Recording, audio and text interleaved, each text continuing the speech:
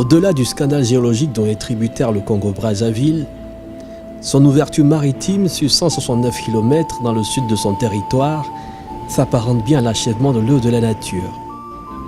À l'est de ce sud côtier, la ville de Pointe-Noire, née en 1921, sur les cendres du petit village de pêcheurs de Ndjinji par la force dominatrice de l'homme. La volonté de la puissance colonisatrice d'alors de faire de ce site marécageux sa façade maritime a eu raison du naturel. Pointe-Noire et son port sont l'aboutissement du titanesque projet de chemin de fer Congo-Océan. La première pierre du port est posée le 31 juin 1934, juste au lendemain de l'inauguration du chemin de fer. En avril 1939, le port est ouvert au trafic avec la mise en place d'un tronçon de quai de seulement 200 mètres.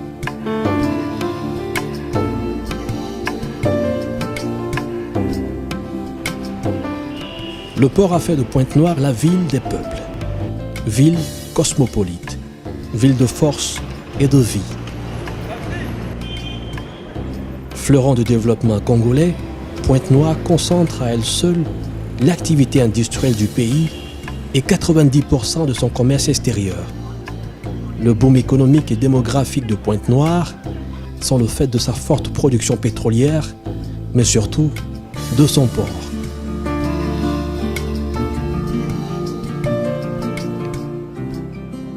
À son inauguration en 1939, la gestion du port de Pointe-Noire a été une succession de dénominations pour autant de fonctions. Rattaché au chemin de fer, puis à l'organisme inter-État, l'Agence transéquatoriale des communications, l'ATEC, cette structure deviendra par la suite l'Agence transcongolaise des communications, l'ATC. La gestion de ce tout intégré en un seul n'aura pas toujours été à la hauteur des attentes.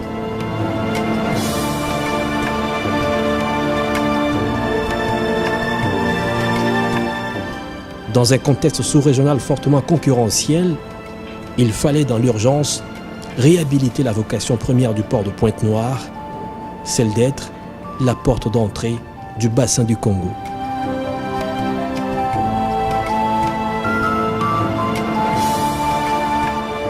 Par scission-dissolution de l'ATC, l'État congolais crée par ordonnance en février 2000 le port autonome de Pointe-Noire. Une nouvelle dynamique qui confère au port le statut d'établissement à caractère public et commercial, jouissant de la personnalité juridique, de l'autonomie financière et de gestion. Loin d'être un choix hasardeux, la décision de l'État congolais se fonde sur une vision futuriste qui devrait à terme faire à nouveau du port de Pointe-Noire le centre de gravité des échanges maritimes de la sous-région, mieux, la porte océane d'Afrique centrale. Sa situation géographique préférentielle dans le golfe de Guinée accorde le privilège au port autonome de Pointe-Noire d'être le carrefour des principales routes maritimes internationales. Construit au sud de la baie naturelle du cap de Pointe-Noire sur une digue extérieure de 1200 mètres, Pointe-Noire est un port de conquête gagné au forceps sur la mer. Avec 84 hectares de bassin portuaire, ouvert sur la baie par une passe de 180 mètres, prolongé par un chenal d'accès de 1200 mètres, dragué naturellement à moins 16 mètres, le port autonome de Pointe-Noire est le seul port en eau profonde d'Afrique centrale offrant pareille facilité de mouillage et de navigation. Avec ses atouts nautiques exceptionnels, le port est accessible 24 heures sur 24. À l'entrée du port, nous avons un système de balisage parce que la nature nous a fait don du bassin portuaire. Mais à côté du bassin portuaire, vous savez, nul ne maîtrise le flux et le jusant. Donc ce qui fait que pour mieux orienter les navires à rentrer dans le bassin portuaire, nous avons un piège à sable qui est juste à côté et nous avons un chaînalage. Donc c'est comme ça que vous allez constater que vous avez des balises juste à l'entrée pour marquer la limite en fonction du tirant d'eau ou des fonds pour certains navires à ne pas franchir. Vous avez une bouée d'atterrissage qui est carrément à 1 mille d'ici. À partir de cette bouée d'atterrissage, donc qui représente la station de pilotage, le pilote embarque à bord d'un navire et nous l'accompagnons jusqu'à son poste de manœuvre et nous l'accostons. Donc on l'aide à aller le long du quai, une fois qu'il a terminé avec ses opérations, alors on les hale et on l'accompagne jusqu'à ce qu'il sorte à hauteur de la marque de Goué de Seine pour qu'il s'en aille. La zone commerciale du port dispose de 2135 mètres linéaires de quais et de 726 mètres linéaires de quais dans la zone logistique pétrolière.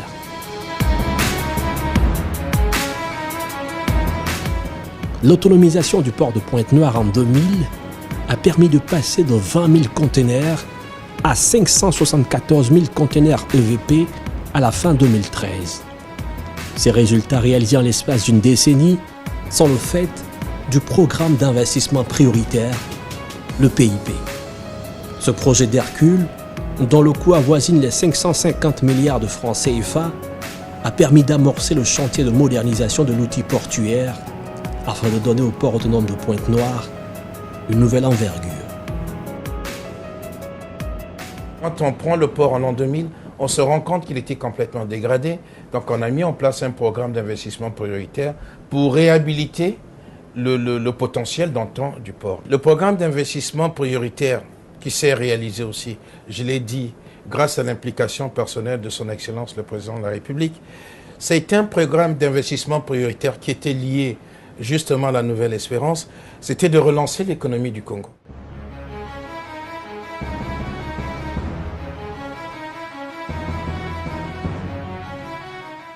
Après des études techniques minutieusement menées entre 2002 et 2008, le port autonome de Pointe-Noire entame sa mue en 2009. Suite à un appel d'offres international, le groupe Bolloré Africa Logistique, partenaire privé, est commis à l'exécution du projet de modernisation du port, dont l'essentiel repose sur l'extension, le réaménagement du terminal à conteneurs et enfin son équipement. Concessionnaire du terminal à conteneurs par convention avec l'État congolais, Bolloré Africa Logistique finance à hauteur de 374 milliards de francs CFA le programme d'investissement prioritaire. Le reste du financement est assuré par le port et ses partenaires à concurrence de 80 milliards de francs CFA. Le port a paraphé 3 conventions de prêt d'un coût de 40 milliards de francs CFA avec respectivement l'Agence française de développement, la Banque européenne d'investissement, la Banque de développement d'Afrique centrale. La participation sur fonds propres du port autonome de Pointe-Noire au PIP s'élève à 40 milliards de francs CFA. Ces investissements qui ont consisté à améliorer la qualité des postes d'accostage. Non seulement la qualité, mais il fallait approfondir les quais. Nous étions partis sur des quais qui avaient des profondeurs de 12 à 13 mètres. Aujourd'hui, ces quais nous offrent des profondeurs supérieures à 16 mètres. À l'époque, nous n'avions pas un terminal à conteneurs digne de ce nom. Mais après les travaux, nous avons un terminal équipé avec des engins les plus modernes, les engins qu'on trouve dans les ports les plus modernes.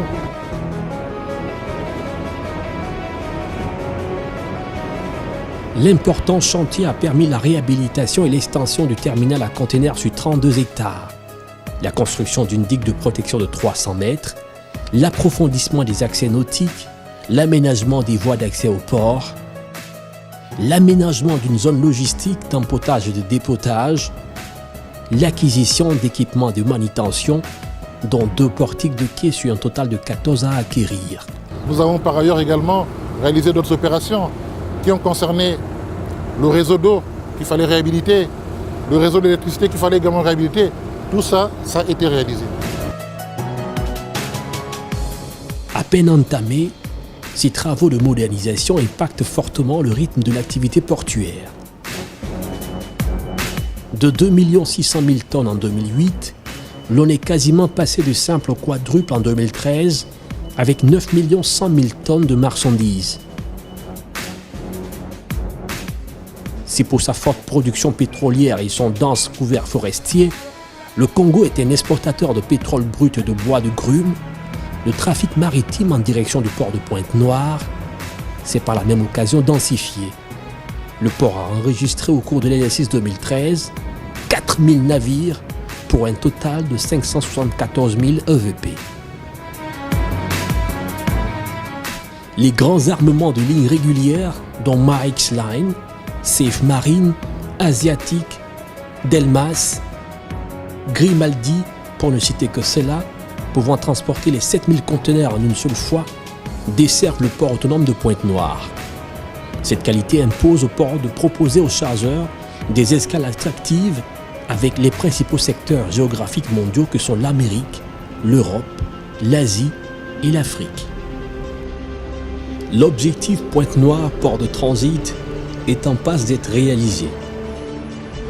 Le rêve longtemps gardé secret se matérialise, au grand bonheur des autorités portuaires.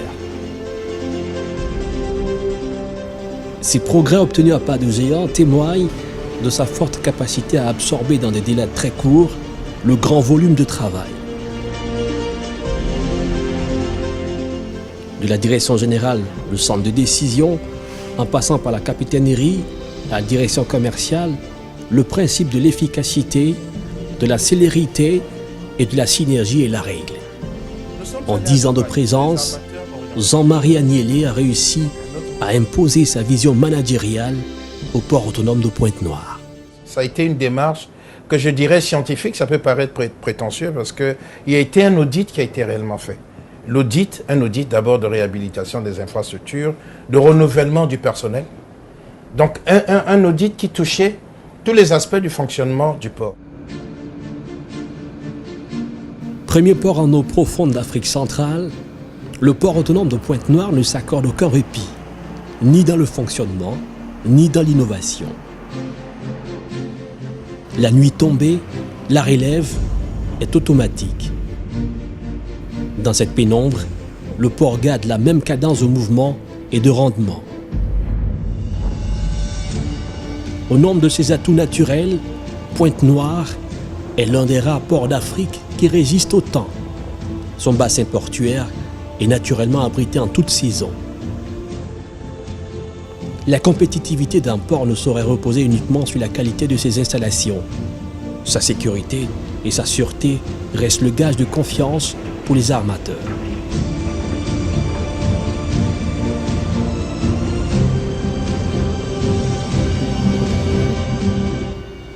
Répondre avec efficacité aux enjeux de la concurrence afin de devenir le hub de l'activité maritime sous-régionale revient à donner des signaux forts en termes de sécurité et de sûreté.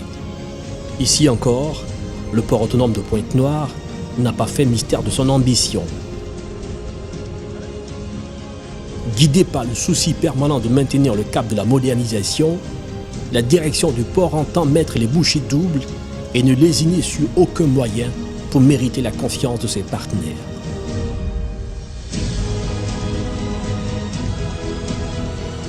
Le gigantisme prôné par le programme d'investissement prioritaire a mis un point d'honneur sur l'aspect sécuritaire du port dans toute sa composante.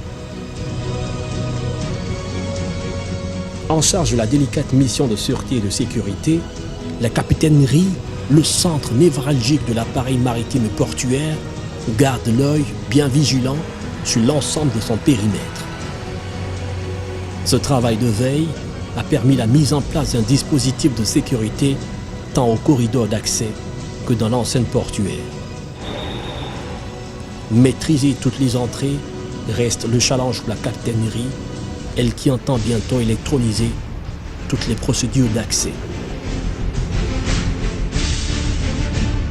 Ces efforts constants lui ont valu d'être conforme à l'exigeant code ISPS imposé par l'Organisation maritime internationale. Ce code international pour la sûreté des navires et des installations portuaires est applicable au Congo depuis le 1er juillet 2004. L'International Ship and Port Security, ISPS, permet de sécuriser les transports maritimes, les navires, les installations portuaires des actes illicites. La cerise sur le gâteau est la sollicitation depuis 2008 de l'expertise américaine en matière de sécurité portuaire et maritime. Le port de Pointe-Noire, sur le plan de la sûreté maritime et portuaire, a volontairement pris la démarche de travailler avec les gardes-côtes américains. Comme vous le savez, on ne peut pas avoir mieux comme accompagnateur en termes de sécurité maritime. Évalué tous les 2 ans, Pointe-Noire tire un gros avantage de sa collaboration avec les gardes-côtes américains. Les gardes-côtes américains, un système de déclassement où ils peuvent déclarer un port, comme on dit, peu sûr. À ce moment-là, avec toutes les conséquences néfastes sur le commerce, sur le transport maritime.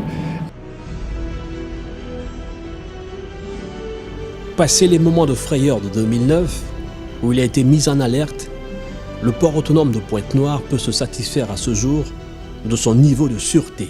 En octobre 2011, nous sommes sortis de l'alerte. Donc, considéré comme l'un des ports dans la sous-région les plus sûrs. Et cela a été confirmé en décembre 2013, lorsqu'ils sont revenus pour une revue formelle d'évaluation. Et donc, le port autonome de Pointe-Noire a les atouts de sûreté nécessaires et vous pouvez le constater. Lorsque vous sortirez, vous verrez qu'il y a plein de navires qui attendent au mouillage.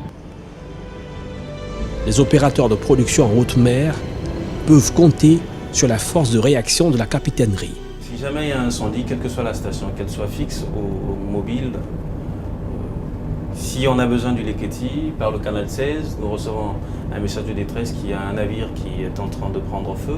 Nous pouvons partir parce que nous faisons 2400 mètres cubes d'eau qu'on peut souffler, soit en jet battant, soit en jet diffusé. Donc nous avons 14 mètres cubes de tank de mousse ici. Donc en cas de feu d'hydrocarbures, par exemple dans un enclos ou sur un navire, au lieu de l'éjecter, on peut utiliser la mousse. Il est armé pour tout, pour affronter la mer, quelle que soit la zone géographique.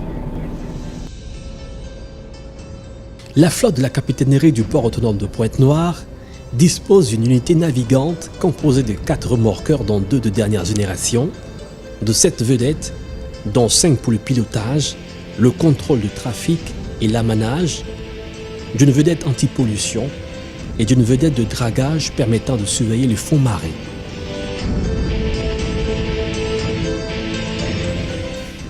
Le programme d'investissement prioritaire a redimensionné le port autonome de Pointe-Noire. La présence quotidienne de navires en raz-de-marée est le reflet de son sérieux et de la confiance placée en lui par la communauté portuaire.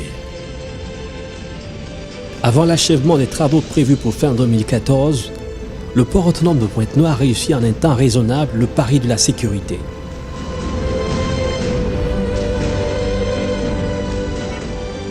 La vocation de ce port, c'est sa mission sous-régionale à travers son maître mot, Porte Océane d'Afrique centrale. On est dans une situation géographique privilégiée. Donc on a la côte maritime au bord de l'Atlantique. On a un fleuve, le fleuve Congo, à 500 km de la côte. Et le génie de l'homme a consisté à relier la mer au fleuve sur 500 km de réseau ferroviaire. Et là, on avait la possibilité de desservir un vaste hinterland de 2 millions de kilomètres carrés qui est aujourd'hui peuplé de plus de 100 millions d'habitants. Pointe-Noire doit servir de moteur d'entraînement de l'économie nationale et aussi être au service de toute la sous-région. C'est ça l'objectif d'un port. Nous devions faire de sorte aussi que le facteur transport coûte le moins cher dans notre sous-région d'Afrique centrale afin que le commerce se fasse au mieux des conditions et que les produits qui sortent de notre sous-région soient compétitifs.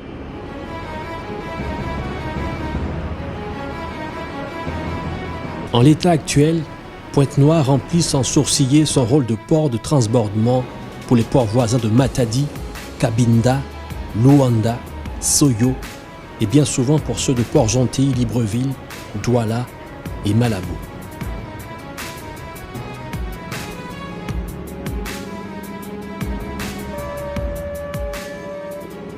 La scission observée en février 2000 n'a nullement entamé l'activité du train dans le port.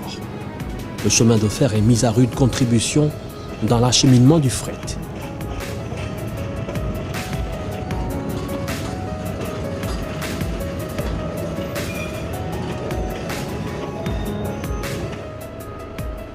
Porte d'entrée du bassin du Congo, le port de Pointe-Noire a su la desserte d'un vaste hinterland dont la RDC, la République centrafricaine, l'Angola, le Tchad, le Sud-Cameroun, le Rwanda et l'Ouganda grâce à un réseau routier de plus de 3000 km.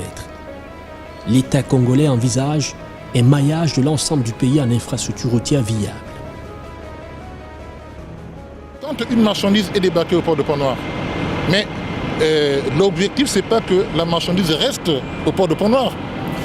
L'objectif, c'est de faire en sorte que cette marchandise arrive le plus rapidement possible au destinataire. Le destinataire qui est soit l'importateur, soit le chargeur. Mais pour que ça arrive dans les meilleurs délais auprès du destinataire, il faudrait qu'il y ait des routes. Et les routes sont en train de se construire. Et je pense que d'ici fin 2015, Pointe-Noire sera relié à Brazzaville. Et Brazzaville pourra être également relié aux autres capitales.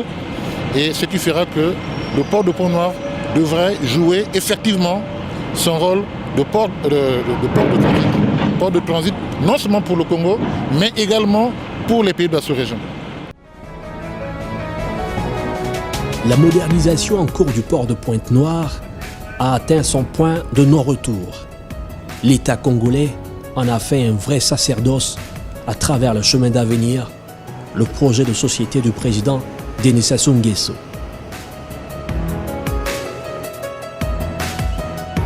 Pour rester collé à l'actualité de son émergence et de sa vision du futur, l'autorité portuaire a entrepris la construction d'un immeuble de 17 étages. Surplombant la capitale économique congolaise, ce bâtiment encore en construction va abriter le nouveau siège de la Direction générale du port autonome de Pointe-Noire. L'architecture moderne, arborant les formes et les couleurs d'un voilier, le siège en construction est le reflet de toute une ambition. Composé d'une tour centrale et d'un centre des affaires maritimes, l'immeuble aura coûté à la Direction générale du port la bagatelle de 18 milliards de francs CFA. L'immeuble sera livré en 2016.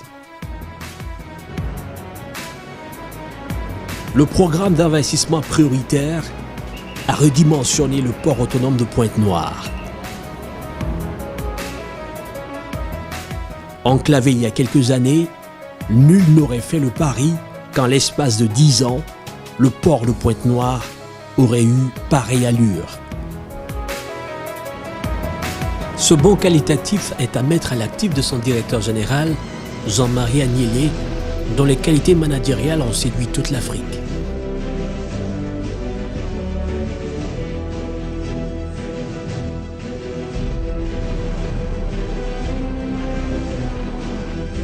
Les perspectives sont bonnes.